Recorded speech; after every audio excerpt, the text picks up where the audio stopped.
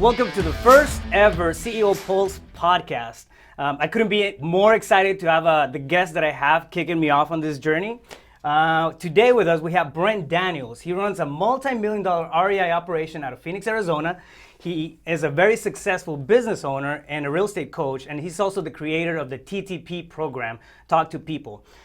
He's coached tons of people with simple and effective strategy on how to get on the phone and be confident on the phone and talk to motivated sellers while making money at it. So Brent is your go-to guy for learning about quality conversations, empowering the confidence to talk to people and make money while you do it. So thank you so much, man. I appreciate it. How was awesome. that? Was that horrible? That was great.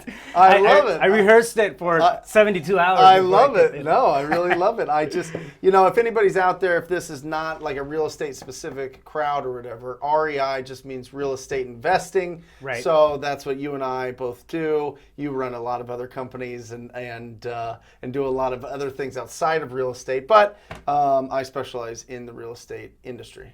Yeah. Right. So we're gonna be talking about entrepreneurship in general, not necessarily real estate specific. Right. I love that. Yeah, I think it's something that, for example, our world is real estate. Yep. A lot of our friends are in real estate. Yep.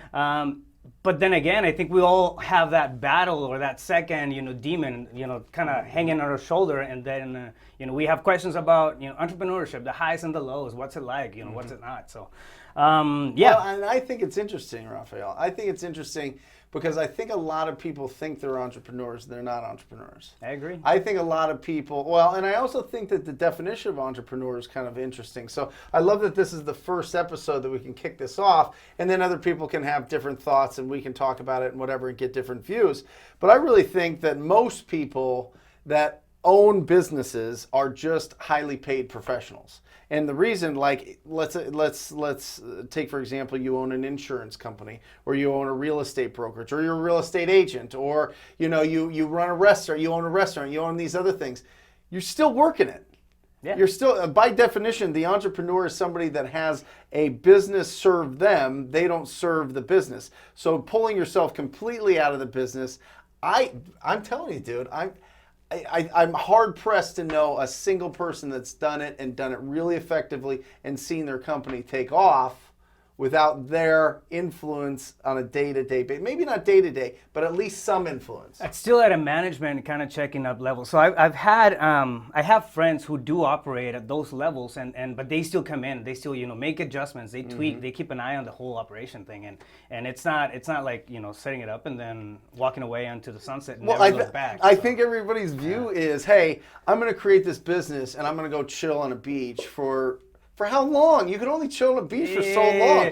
I mean, we're talking about driver type of personalities. Some would say A-type personalities. Some would say, people that have to be busy. They're always moving. They're always coming up with ideas. I mean, I think a nightmare would be being trapped on a beach all day. You know what I mean? Yeah. Short periods of time, vacation, maybe a year. That might be too much. But like, forever? Yeah, no, it's. I think the dream for an entrepreneur, somebody has it in the blood. It's gonna be completely different, right? Yeah. People look for freedom, which is one of the purposes of CEO Pulse, and we can't get it through entrepreneurship. But if you have that bug, if you have that burning desire within you, you're not gonna be able to sit still for a long time. I mean, go to the beach. I'll go to the beach, look at a sunset, and then chill. And at least at this point in my career, I'm like, a couple hours go by, a few beers go by, and then I'm thinking, all right, cool. Start getting itchy, man. Yeah, start getting ideas, and then you leave with I don't know, a few things that are unresolved, and then you come back with a whole bunch of ideas that like just add up to it's just the entrepreneur way, right? Yeah. I wanna focus on you and your perspective on entrepreneurship. So, two things right out of the gate. In 5 words or less, in your words, what is it that you do? I help people make money in real estate. I don't know if that's 5 words. I help people make money in real estate. That's what I do. I mean, that's my passion. My passion is as a real estate investing coach, as a real estate wholesaling coach, which basically means I teach people how to source real estate opportunities. Okay, that's this side. The other side is I do real estate deals. Yeah, that's 5. Yeah. I do real estate deals, and I help people make money in real estate. That's what I do. Perfect. Yeah. Very objective too, like with the accounting. Right. So, with all that being said, I mean, you have a really cool history. I mean, I'm blessed to call you my friend. What do you think is your superpower as an entrepreneur? Enthusiasm for sure. Well, I'd say this.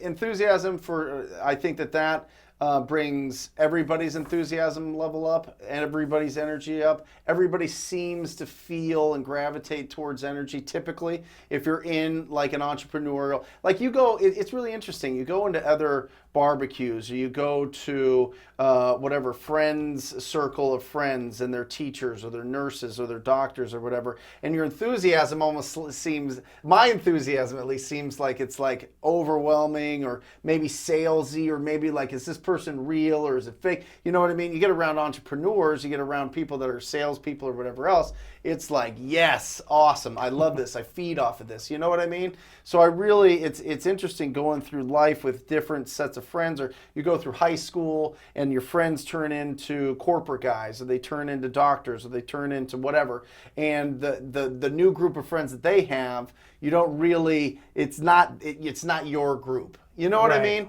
And I think entrepreneurs have that group that says, we are going, we're energized, we have those ideas, we want to create jobs, we want to create opportunity, we want to give value to the marketplace. You know what I mean? Yeah, and absolutely. it's a totally different mindset. And I mean, there's not a lot of people like us. Honestly, if you're listening to this, if you're an entrepreneur, if you're thinking that, I don't know why you would be listening to this if you're not.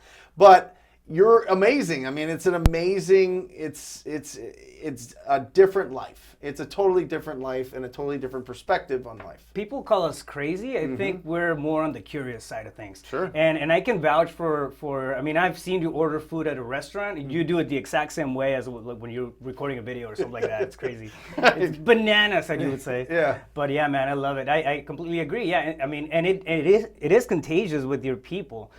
I think there's a lot of structure and formats to building culture, but I think it all comes from the essence of whoever's running that organization, right? Who are they going to bat for? Yeah. And I feel like your staff, your team, feels it and they convey it. Well, I think the other thing that I think that I've been really conscious about developing is versatility.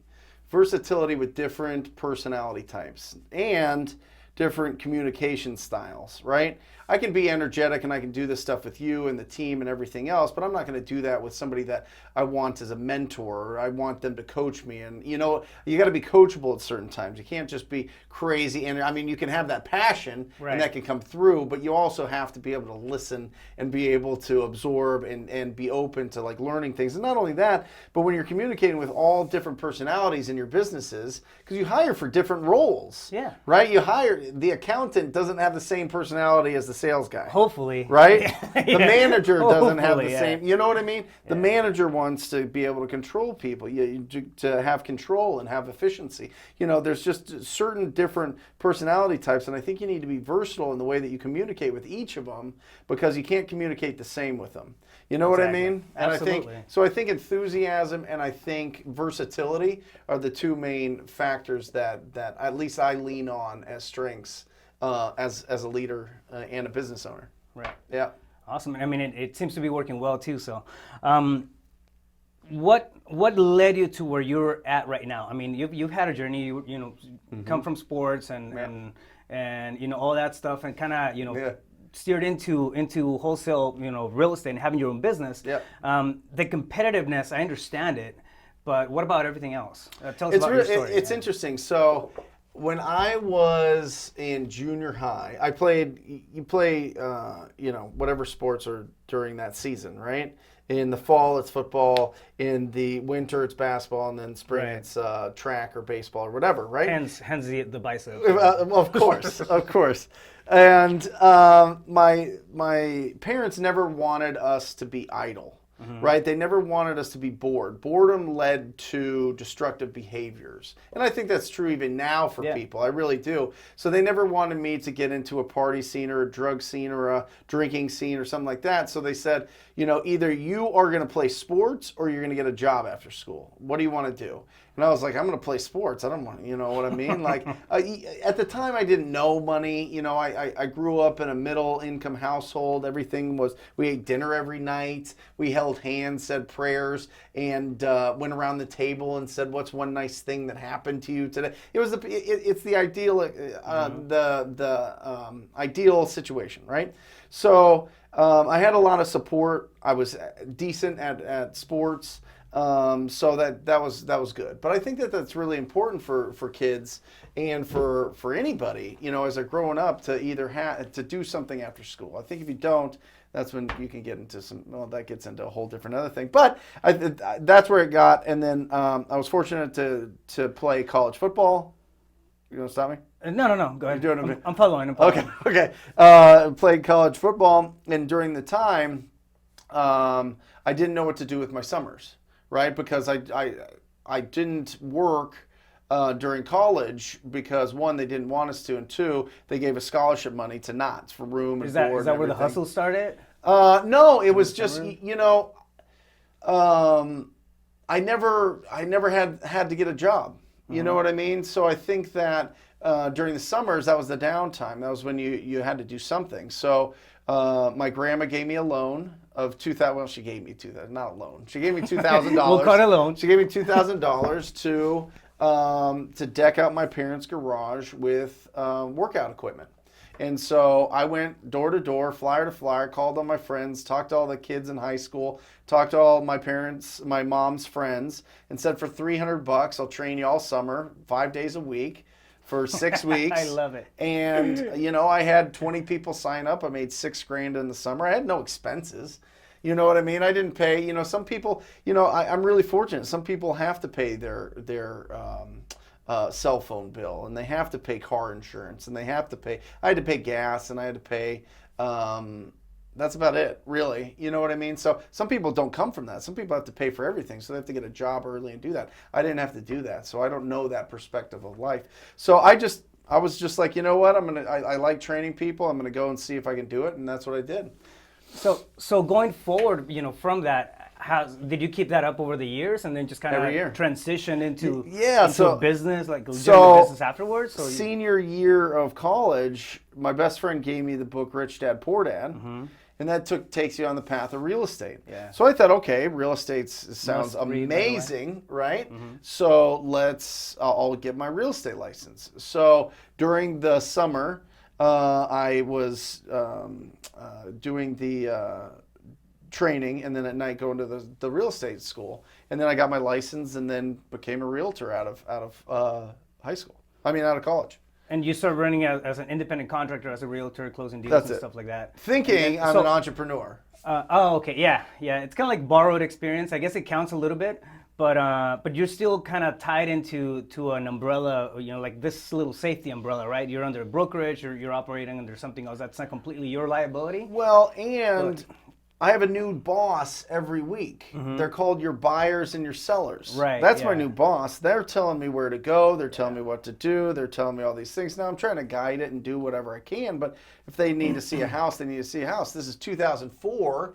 The market's going skyrocketing. I think I'm a genius out of college. I make like $200,000 like as a 22-year-old, and I'm thinking like sky's the limit. Right? Yeah. I mean, this is great. So what does every 22-year-old with a bunch of money do? They start their own brokerage. Right? So I did that, and then 2008 hit, and then that ended, and I really reevaluated what did I want to do, and how am I going to survive this, and then what do I want to do in the future? So that's interesting. We're coming here from a place where you just gradually kind of started scaling, not really going into any stages of distress until that season in 2008 hit. What happened afterwards? Listen, I'm thinking mindset. Oh my gosh, dude, terrible. It was terrible. And the interesting thing is, I think that a lot of people that have those tougher, the tougher experiences growing up would have been better. They would have had a thicker skin. I was hit like a baby. Like I didn't, like my mindset was, I'm a winner. I'm always going to win, blah, blah, blah, blah, blah. Right. And then the economy's like, boom, let's test that out. Right. And literally, like, I did okay till about 2010, and the year 2010 was just disastrous. It was a whole year, Rafael. I was just done. I was like, not depressed, but I was like, I just was not taking action. I was just kind of like going through the motions. I'd make a little bit of money here and there, but I was living off of credit cards and being in relationships that were toxic, and going out every night, and it was just crazy, and I think that a lot of that had to do with, one, I didn't have a purpose anymore. The purpose was taken away from the economy, or so I thought, and two, I had losing on that scale was a new thing for me, so I had to adjust mentally, mindset wise, and try to figure that out, and it took a good 4 or 5 years.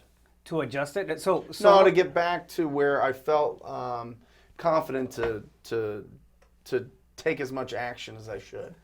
You know what I mean? Like when your table of certainty gets, all its legs taken out, or 2 legs taken out, it just took me some time to like piece it back together. To where I was having enough small wins in my life professionally to where I felt like I can be a leader again. I can be an entrepreneur again. I can do certain things, I guess. So I had a couple of standard questions here, but fuck that. I want to talk about the mindset part. Yeah. So that's interesting. What happened between that period between 2010 and then the 4 or 5 years I came in, mindset wise? I think that's one of the biggest battles. I mean, I know I've dealt with that a bunch of times. I'm doing well, and then boom, I get hit by something that I'm not expecting. And then doubt starts creeping in, but what we do afterwards is what counts. So how did you handle that part? Oh, and were you still thinking? I didn't handle that. This is how I handled that part, Rafael. I drank a lot of vodka. And a lot of shots of Jägermeister. That's what I did. I did it, and it was crazy, right? I mean, I was living downtown Phoenix. I would walk to the bars every night with a group of people that weren't going anywhere in life.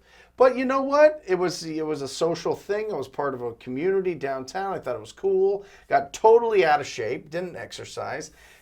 Was drinking all the time, was just like, you go through the highs and lows that go through, I mean, drinking is a depressant, you know what I mean? So you go through, just some natural things for half the day. You're trying to get your head right. And then you're trying to, got back to being a real estate agent, got back to hustling. And then it was like, well, you don't have to make as much money anymore. Or you don't have to, you can live this comfortable, happy life without, having to stretch. Because, if you stretch, you might screw it up. Or if you stretch, things can happen, and... A little snake bitten from the... For sure, it was a hangover. Yeah. It was a total hangover from the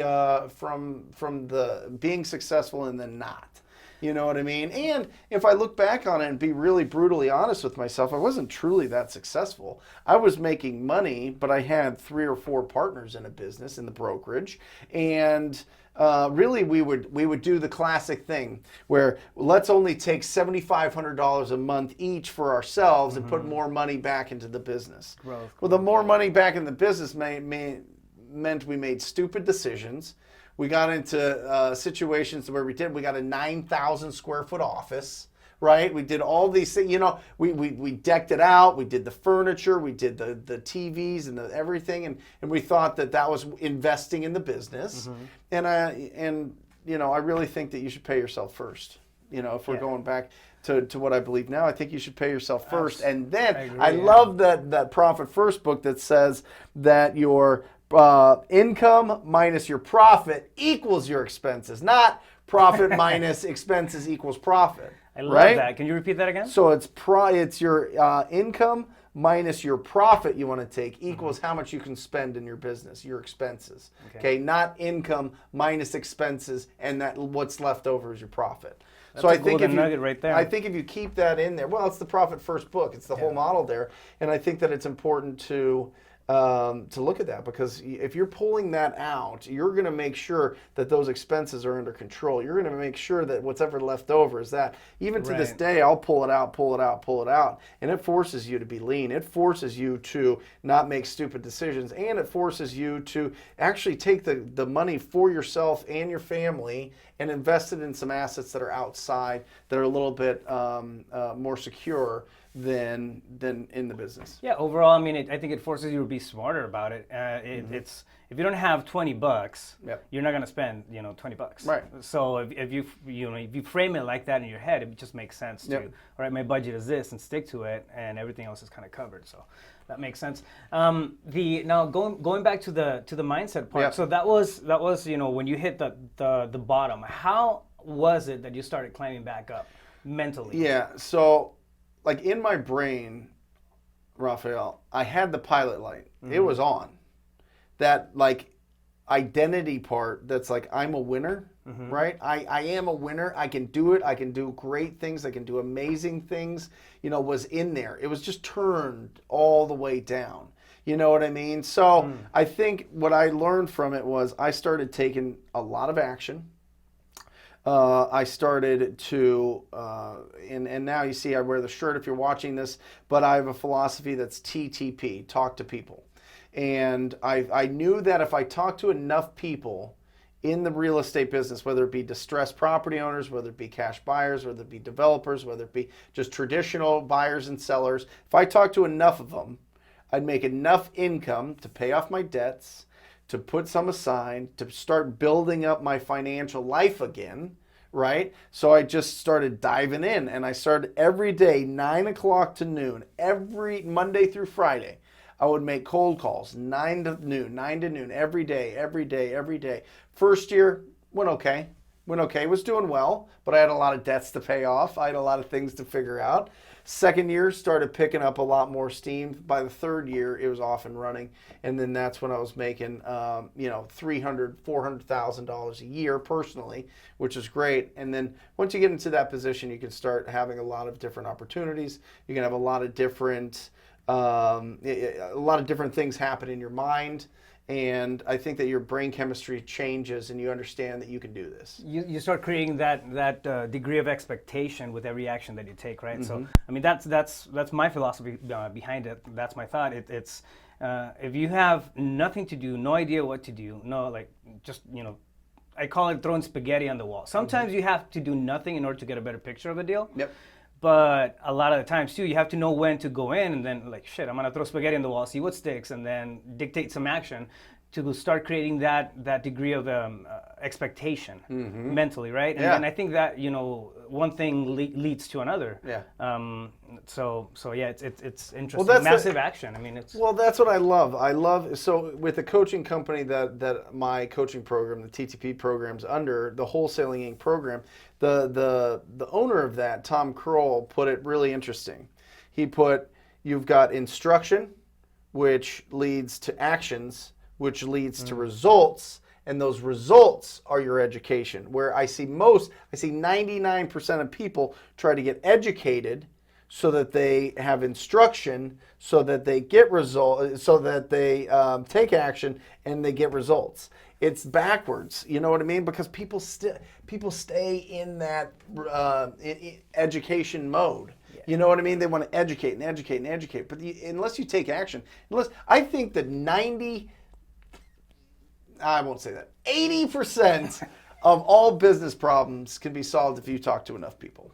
I think you can. Whether that's through marketing, whether that's through prospecting, whether that's through networking, whether that's through making alliances, whether that's talking to somebody doing way more than you, whether that's just, you open up, you got to be talking all the time. And listen, talking to people doesn't have to be us talking like this. You can write an email, that's fine. You can text, you can reach out, you can do that. I think it's more impactful when you communicate like a human being and not like a robot. Yeah. Right? You could, doing these podcasts is talking to people. It goes out to the world, and whoever. You can have thousands of people listen to it, or do a YouTube video and have thousands of people doing that. So I think that everybody now, as business is evolving, if you have a small business and you're not doing a podcast, you're not doing YouTube, you're not communicating, and you're not picking up the phone all day to talk to people that are in your industry, that are your customers, that are your suppliers, that are your clients, that are your peers, that are your mentors, that are, then what are you doing all day? Yeah. Well, I mean, honestly, people could sit around and they can strategize their life away. And those people, I'm telling you, some of the dumbest people I know make the most money. It's one thing that I see. I agree. It's one thing that I see repetitively with people who want to get into entrepreneurship. They dabble with action here and there.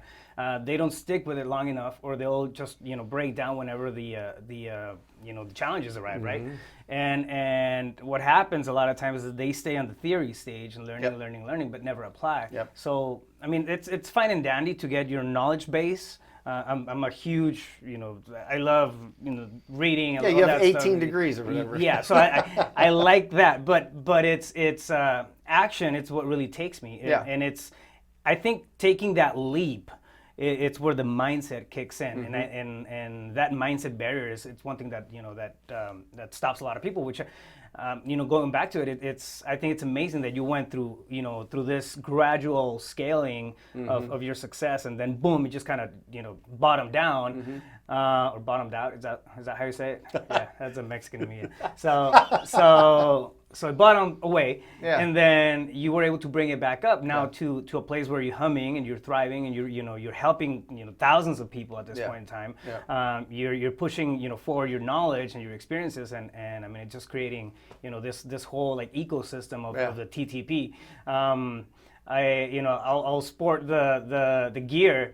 And TTP means a lot of things to in different places, but it's people starting to relate to it. Yeah. You're walking around the street and people recognize you, thank you for the TTP stuff. You've told me that story before. Yeah. So I think it's amazing. Now through all that time, what was your biggest learning lesson coming out of that? What would you take? That's a couple things. I think that boredom crushes you. I think boredom really crushes you. It makes you make a lot of stupid decisions. Dims that light away. And I think that to turn up that light, you need to talk to people. I don't care who it is. Just start. Just have conversations. Start building it up. Start whatever you're interested in, whatever you're passionate about. Everybody feels like they're going to get discovered by something, or somebody's going to come along and just gift them, a business, or gift them the opportunity and do that. And I'm sure some families that happens.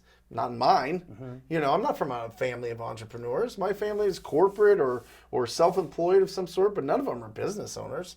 You know what I mean? So, it's just, You're the weird one? Yeah. 100. Oh, I'm definitely the weird one. Without a doubt, I'm the weird one. But, that's the biggest thing. I think that the people can get stuck. People don't want to be bored, so they get educated. I think you should not take the education out of it. If you're truly passionate about it, start talking to people that are doing it. Go get a mentor, go get some advice, go to meetups, go meet people that are doing the things that you are doing, go talk to people, pull over, whatever the business is. You can find somebody to talk to that'll have a conversation with you. Right. You know what I mean? As long as you're appropriate and you approach them, in a kind manner, in an optimistic manner, you can have those conversations. And you told me this a few times. I came to you for advice on how to set, I want to start, this podcast, and you were giving me pointers, and I think you nailed it on the head with being genuine. I think you're a very genuine person, right? And that goes a long way.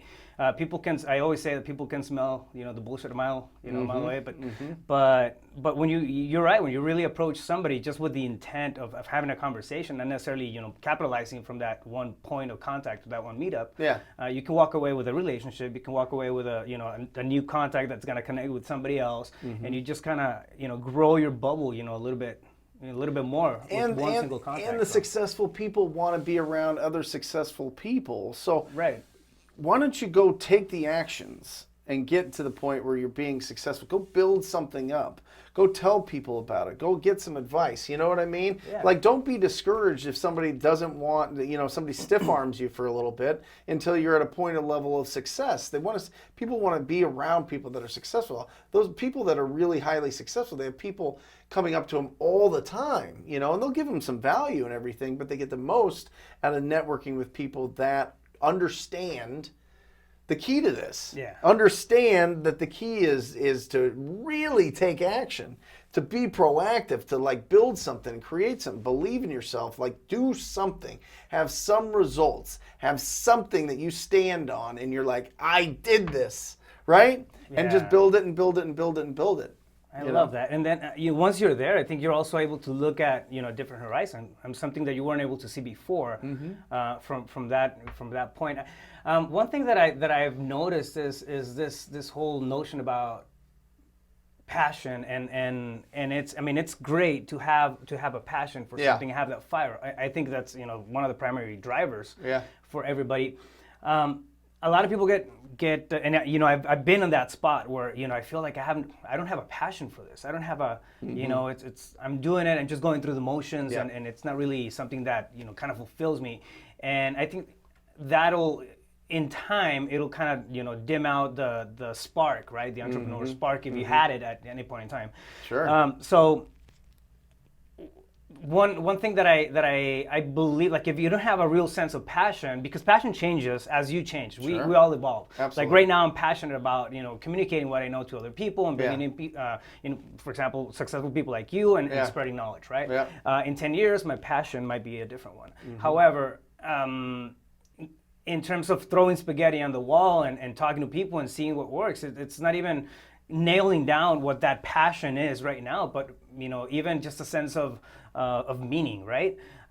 It's not as heavy. It doesn't come in as committed as, okay, this is my passion. But if I have a sense of meaning, if you have absolutely no idea or what the hell you're gonna do, at least find something that gives you a little bit of meaning. Oh, I and love then it. Talk to people about that. Yeah. Connect, grow that a little bit. Eventually, you'll get something that resembles passion, and it'll grow into something that drives you, wakes you up. Right now, I can't. I wake up at 5 a.m. and start working on stuff that's crazy. Yeah.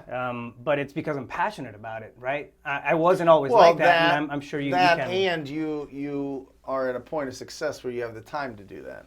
You know what I mean? Like you financially are in a position where you can wake up and start working on the things that you're really passionate about. You know what I mean? So I think that there's a part of, if you're going from $0 or -$, you're in debt. And I've been there. To millions or let's not even say that. Let's just say financially free.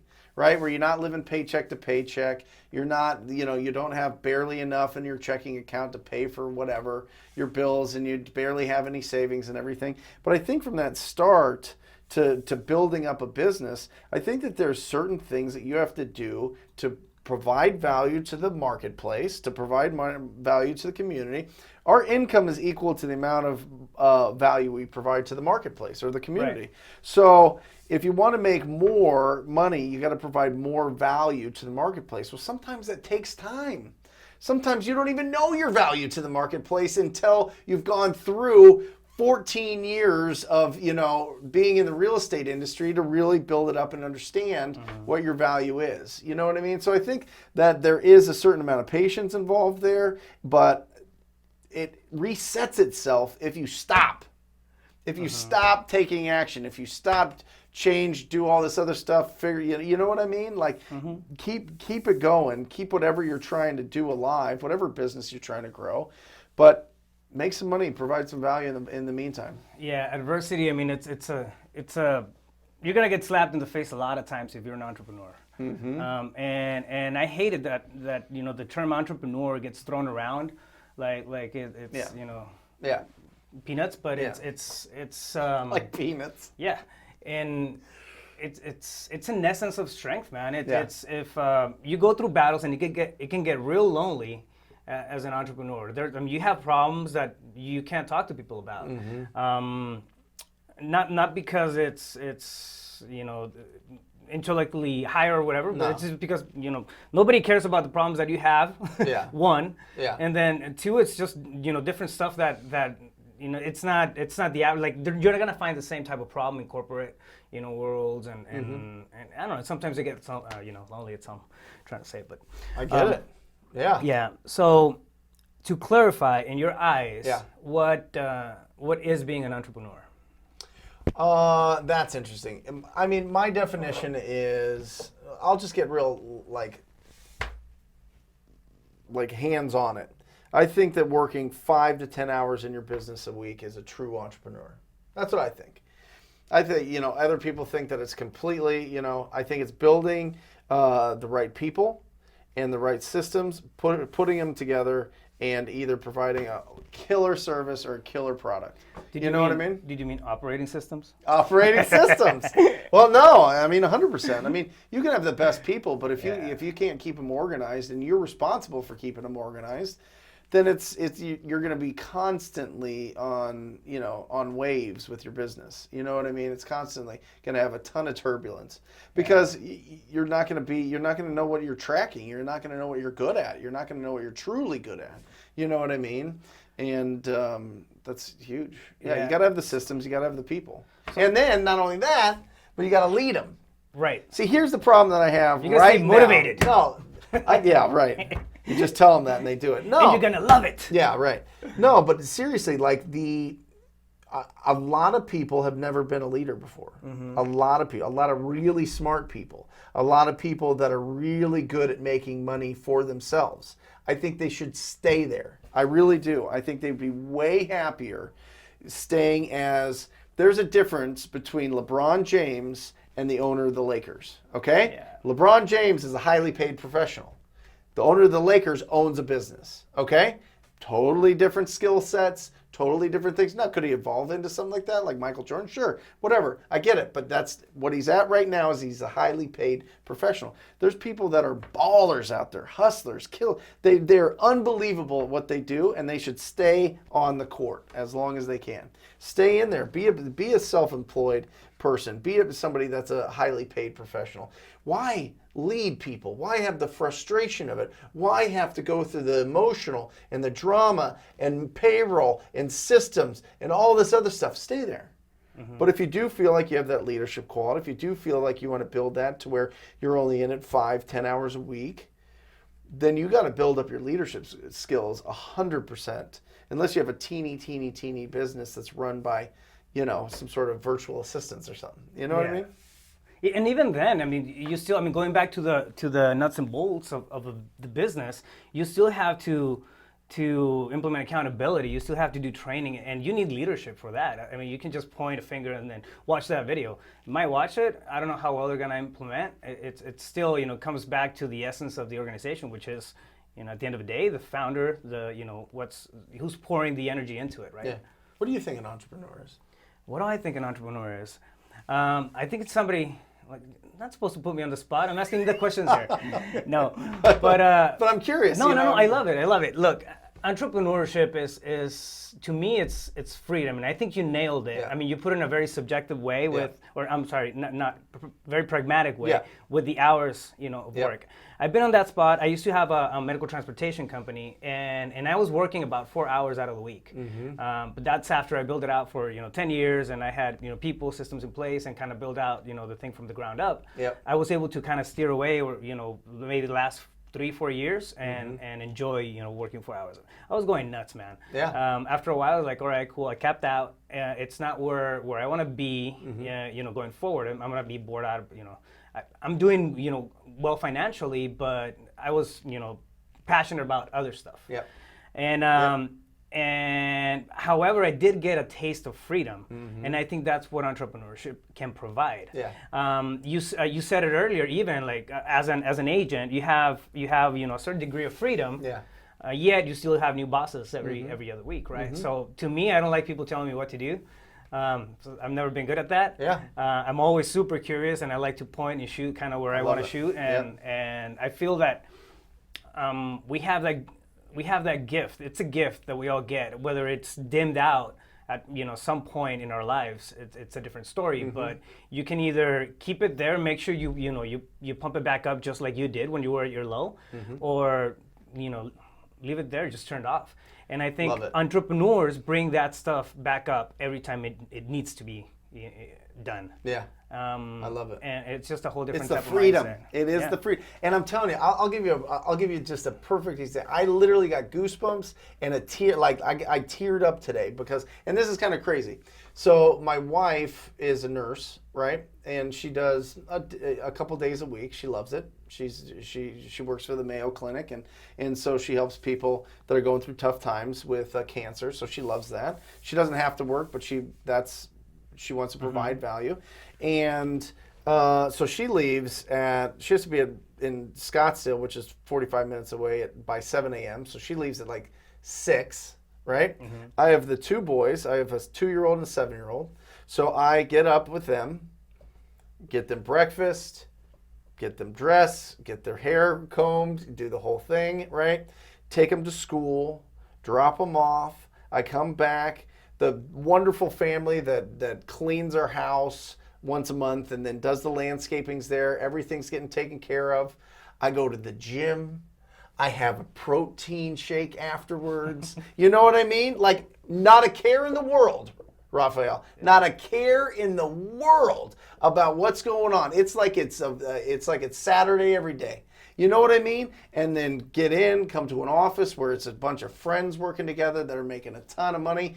One of my friends has an opportunity to buy a discounted house that's in a wonderful school district and it's already in good shape. I get to have this conversation with you. I mean, that's what we're talking about. People might be like, where do you make money in this day?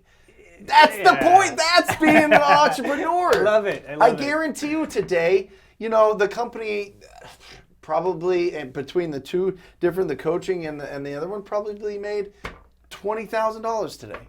You know what I mean? Like, that's an entrepreneur.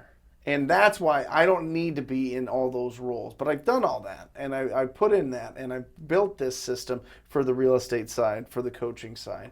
And that's freedom. That felt great. And I remember thinking back, I wish that I could just do what I wanted. I wish that I could just be healthy. I wish that I had my scheduled time, freedom of schedule. You know what I mean? It's a phenomenal day. I mean, that's life. You know what I mean? And, just building something to that point, I mean, it's just true freedom. I agree. I mean, that's what it is. And yeah, I mean, just being able to come in, not come in, and do whatever. And I'm not saying it's not to be confused with being irresponsible or dropping the ball. That's completely not it. It's about having a conscious sense of I can run everything with this. Yeah, me too. Everything. You know that purse that I carry around with me? It's not a purse, it's a satchel. Yeah, it's definitely a purse. It's not a purse. I can be anywhere and solve any issue that comes up with my business with mobility. And to me, I like that. I enjoy that. And it's not, I mean, somebody else might be super happy, baking donuts all day, in the kitchen or whatever, and that's fine. But if they have the ability to do that stuff, they're enjoying their life as an entrepreneur. And I think it's the freedom to own your options that really creates that magic. You got to dig that trench, though. You have to put in the work, put in the hours. You have to learn the path to it so you can create, what you need to create and automate and delegate and all that stuff, because it needs to be done at some point. Absolutely. Right? And I think this is where most people get during the tested stage, which, I mean, we've both been there. Yep. That's where, like, a lot of the attrition, people just fall off the boat, so nice. And part of that day, I probably talked to 15 people on the phone. You know what I mean? Just going out, doing whatever, with students and whatever else, and people putting together deals here. You know what I mean? It's a wonderful life. Yeah. It's a great life. Yeah. It's phenomenal. Talk to people. Yeah.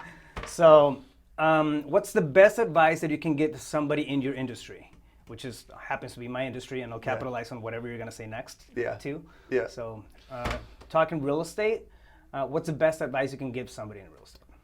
Well, I've said it 1,000 times in this conversation. It truly is talking to people, and I think It depends. If you're in a traditional real estate situation, then you need to talk to everybody.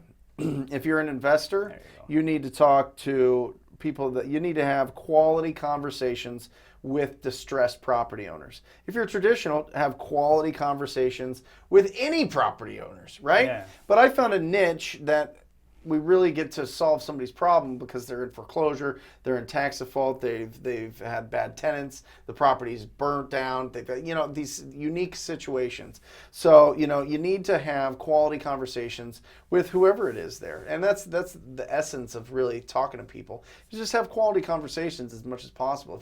If you're quiet all day long in real estate, I mean, unless you've already built up a huge portfolio and you're at that point. And it meant that you talked to people for a long time. There's no way you can. Yeah, there's no way you can make it in this world. You've had to.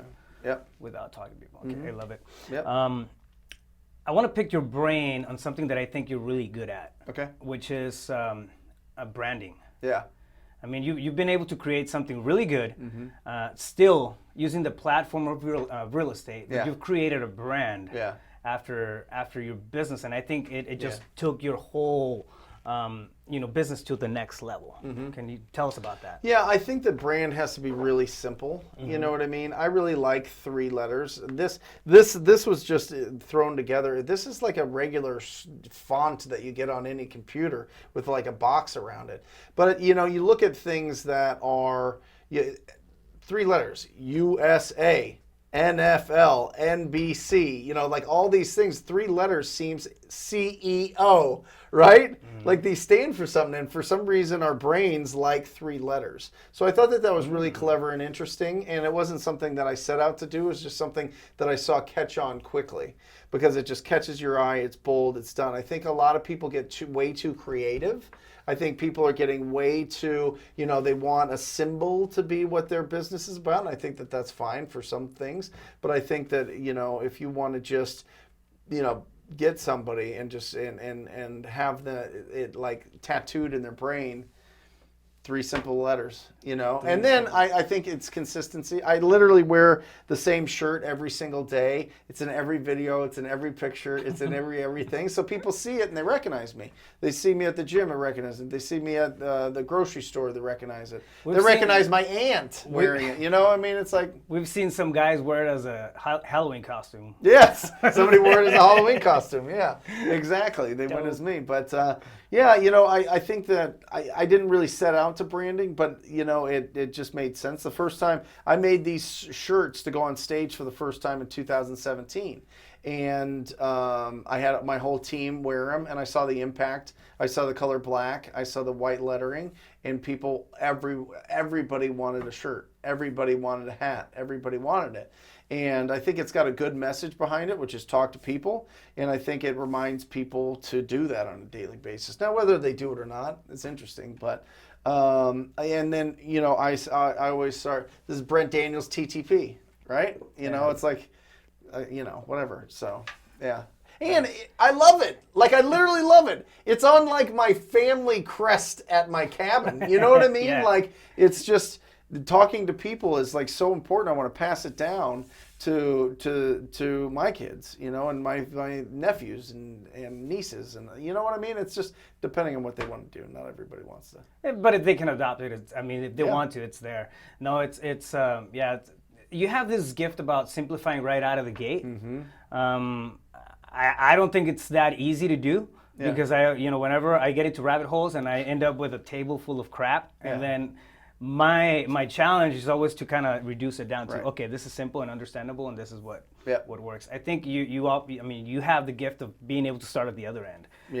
Come up with something real simple, and sometimes I'll come to you and I'll start talking about something, and like.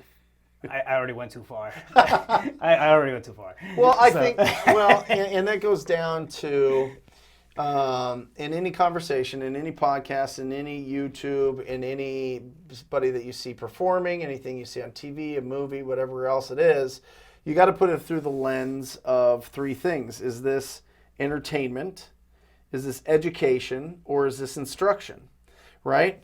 And I always learn better when just tell me what to do. Don't give me options. Just say, go do this, and you'll win. Okay, education's great, and I think it's important if you want to have really good conversations with a variety of different people. I think it's fantastic. Reading books, watching whatever, you know what I mean? Like being around people. I think that that's great from an education standpoint. And then entertainment, obviously, you know, can inspire us, or it can just entertain us. It can just kind of take our mind, change our state for that, you know, moment. You know, so it just depends on what you do. But I always think that if it's business, give me the instructions and go do it. With my people, here's the instructions, go do that. You know, too much education on it, and I think it prevents them. They overthink taking the action. Well, why do I have to take that action? No, just do this. Trust me, you'll be successful. And then they are. I love it. In what areas do you see yourself playing over the next few years? And I'm just kind of tapping into I am like your foresight here. I'm the happiest guy. Like, my goal is to be the greatest real estate coach of all time. So that's like a life mission. You know what I mean? Now, have I always had that mission? No. I've had that mission for like 2 years, right? So it could change. It could change into something else. But right now, at this moment in life, I want to be the greatest real estate coach of all time. So there's a lot of things that I have to learn to be able to do that. There's a lot of people that I have to help to impact that. And I don't think it's an award that's given out or anything like that, but it's just in my mind, am I the best person to help people make money in real estate? And I don't think that I'm there yet. I'm thinking I'm very far from it. I think I've got a small little part of it, and I'm really excited for how much more there is to learn about that so that I can share with other people. You know what I mean? Yeah. That's what I look at. It's funny, we're in real estate, and I'm like the worst real estate investor of all time. Like, you know, I am. Like, it just, I don't buy enough properties. I don't do creative stuff. I don't, you know, I think it's a distraction for me. I'm super happy right now. I've got all my debts paid off. I think that's huge, especially for entrepreneurs. Pay off your mortgage, pay off your cars, pay off your credit cards, pay off your student loans. Get all that shit out of the way so that you can really make an impact in your business. Feel nimble and free. Oh, yeah, absolutely. Because now I have the freedom to do things and not like be stressed about my personal bills. Right. If I'm not worried about my personal bills, then I can really be focused on the business. People can't thrive if they're in survival mode. Yep. It's tough. You know? It's really tough. Yeah. If you're treading water, you know what I mean? It's tough. It's exhausting. You know, it takes a lot of the energy, you know, if you're focused on your personal stuff going on in your life. And that's another thing. I think, you know, keeping a really good relationship with your wife or husband, having a really good relationship with your parents, having a really good relationship with people that are positive in your life so that you're not just a shooting star and all of a sudden you're having affairs, or all of a sudden you're doing drugs, or all of a sudden you're doing crazy things that totally train wreck your life personally, which affects the people that depend on you, the people that have their financial responsibility in your hands, the people that work for you, and the people that you coach if you're in that and that type of thing. So I think that there's, you know, a certain ethic and morality there that you have to have on top of everything else. Absolutely. There's a lot of standards that come along when you hold yourself accountable to yourself. Yeah. I'm for example, I can say that I'm my worst critic. If I'm doing something that somebody, you know, most people think it's okay, I think like that's crap. It's not good enough. It's not. And I feel like I'm not the only person that's like that in this world. You know, that we're in. So cool. So besides talking to people. If you could go back in time and tell your 17-year-old self something, the one key to success, freedom, and the happiness that you hold right now, what would it be? Find a mentor. Yeah? Yeah. Yeah, you know, I thought that, you know, you kind of have those mentors, or you think they're your mentors because you read their book, because you took their audio course, because you listen to certain things, because you have a mindset that's different. But I think it's really, really, really important to find somebody that is one is a great example of who you want to be, but two has been through it and can literally like help avoid some of the pitfalls that you have. You know what I mean? And I think that as long as you're coachable, it's a really positive thing. It's a really, it's a huge benefit for you. And I thought, I always had a coach playing sports. I always had a coach, growing up with anything. And, I got out as an entrepreneur, and I thought people were, but they really weren't. I didn't know. You don't know who's the best of the best until you kind of are in it a little bit. You have to get exposed. There's no way around it, man. Because anybody that knows more than you think is a mentor. Right. And they're really dog shit. So, you know what I mean? I've had expensive mistakes because of things like that. Sure. But I think that all of that's growing, all of that's doing. I think that if I were to change something, I would look for what's the instruction, and I would try to find a mentor that would give me that instruction, for sure. I love it. Yep. I love it. I've had the luck to come across a few mentors in my path, almost by accident. I wasn't expecting, I wasn't really looking, but they were placed in front of me at the right time, and they have made a world of difference. World of difference. Yeah, absolutely. They cut the learning curve. Yeah. So, nice. I mean, I think we've gone through a lot of this has been deep. Yeah, this has been rabbit hole kind of stuff. I love it. There's a few things I didn't know about you, which it's pretty interesting. Yeah. And it makes sense. It all kind of comes together. It makes sense. So now, resources wise, what can you tell us about resources? I mean, be it something that's helped you out in the past. If it's a book, if it's a podcast, if it's a whatever. Yeah. Resources wise, what would you recommend? Well, I think obviously your biggest resource is going to be your people, right? And I always like, if somebody's in a different job or somebody's in a different situation, or you get a good read on, this person would be perfect for this, go get them. You know what I mean? I think if you have the right people, you can have the right processes in place, and that'll do a lot of the heavy lifting for you. But a lot of the nuanced work and a lot of the work to get you out of the business is going to be humans. It's going to be it's the people that work for you. It's going to be your staff. Right. And I think that that's really, really, really important to be able to do that.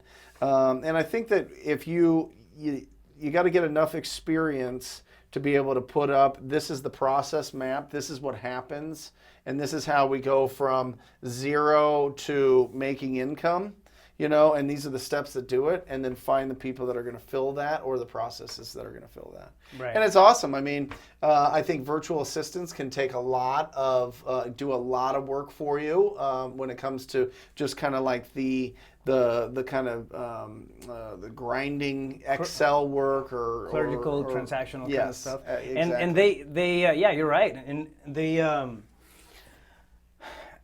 they can be used in like a wide array of industries, not just real estate. Oh specific. yeah, it's for anything. Yeah, and now you got Fiverr.com, you got Upwork.com, you got it's just incredible. The resources are global now. Yeah. So I think from a tool standpoint, you got to hire really, really great people, and you got to get the people that don't necessarily want to work for you, but you want them.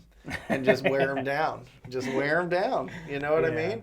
And then develop them and let them have the freedom to develop the company better, or at least more efficient, or have their ideas, and just give them the opportunity to make an impact in their or what did you say before? Not value, like worth, or God, you said it perfect. When you said about like the way that you feel about the work that you do. I don't know. We can rewind the tape, but meaning in it. Rewind the tape. Yeah. That just told us your age. Yeah. Well, and it, I'm 38 years old, so it took a lot of lumps. I've been an entrepreneur since I was 18, and it's a long track record, man, for a young guy. It took a long time to figure out to pay myself. It took me a long time to figure out that I have to keep talking to people every day. It doesn't matter what level it is. And it took me a long time to get the versatility, to get ego out of the way, to get to understand what to do with the money that I did have and not be stupid with it, and how to survive and stay active when it's very easy to be bored and stupid. Yeah, just kind of lay down and die, right? Yep. Yeah. Awesome. So I love it, man. Thank you so much. It's a lot of This is golden awesome. nuggets. So First a of many. couple of yeah, I know. I feel pretty good about That's it. awesome. Pretty proud. I can't Yeah. think of anybody better to have This is on I love as a this. kickoff. This is going to be outstanding. Yeah. So a couple of books. Tell us a couple of books. Okay. Might be life changers. Something that our audience can go back to and then elaborate and kind of tap into the whole Brent Daniels. Yeah. Number one, The Go-Giver. For sure. Love it. I love The Go-Giver. I think, I read that book every day every week for a year. And I've read it more since then. It's a little book. It's easy. It's like a parable. It's very easy to break down, but it gives you the 5 laws of success, which I think are just foundationally so strong and really changed everything in my business life, in my professional life. I